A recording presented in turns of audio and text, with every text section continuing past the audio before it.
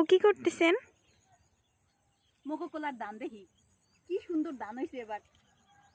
ওরে সুবহানাল্লাহ, এক্সের সুন্দর, জেম্মে জেম্মে চাইবেন খালি সুন্দর আর সুন্দর, এক্সের সুন্দর, বেমালা সুন্দর।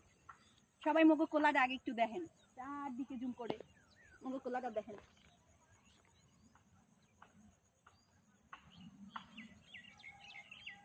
এত বড় কোলা আমি জানি না কে ওর বাড়ির সামনে আছে কিনা।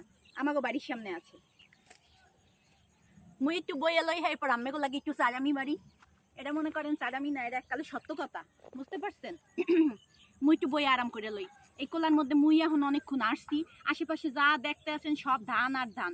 এবার কইলাম ধানের বাম্পার ফলন হয়েছে, সবাই মগবারতে দাওয়াত, পিঠা খই, মুট্টা পিঠা, লাড়ি পিঠা যা খাইতে হয় সবাই খালি এই আমাকে বাড়তে আইয়ে পড়বেন, কোনো সমস্যা নাই, দাউরের অভাব নাই, চাউলের অভাব নাই। দান কইলাম বেমালা ভালো হয়েছে, আইয়া পড়বেন বেড়াইতে মগবারতে।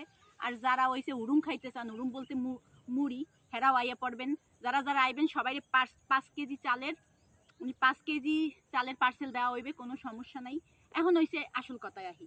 এই যে কোলা দেখতে পাইতে আছেন, এই কোলায় এত পরিমাণ ধান হয় যে এই পুরা গ্রামের মানুষ সারা বছর এই ধান খাইয়ে, এই ধানের থেকে চাল খাইয়ে বাচ্চা থাকে।